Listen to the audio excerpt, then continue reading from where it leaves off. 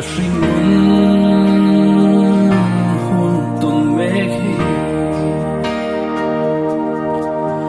harsat na in min tuam ma se lalpalam ka hoi ta chuanin savin tu le thin ma ila karin lalpan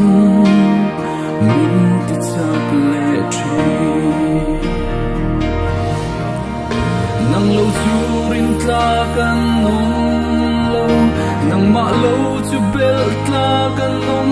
lo kan nan shwai tu ta nang ka thang to che lalpa thamon na dang reng an nom lo in ha na dang reng hi alo om lo chatwa na ta nang ka thang to che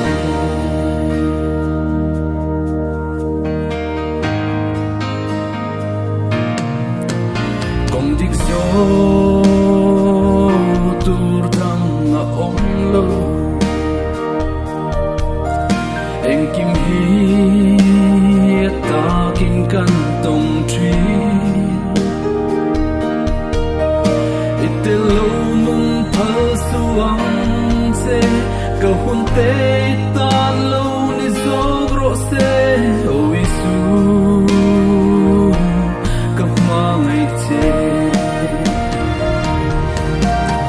nang lo churin ta kan nom lo nang ma lo chu bel ta kan nom lo kan man shwai tu ta nang ka thang to che lalpa thamon na dang reng an nom lo in ha na dang reng hi alo om lo chatwa na ta nang ka thang to che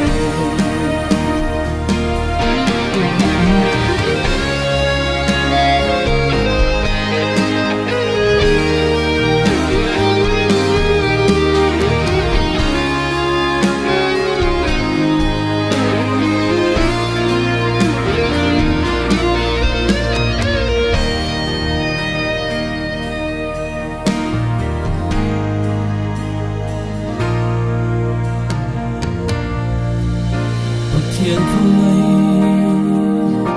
nào lâu thêm truy gần nim na lê lô na tu chu khô về la him na tu sông in thấy tô bin tan tung chuyên mai la gần đi xua lâu tô kren si churin tla kan nom lo nang ma lo chu bel tla kan nom lo kan min shwai tu ta nang ka thang to che lalpa thamon na dang reng an nom lo in ha na dang reng hi alo om lo chatwa na ta nang ka thang to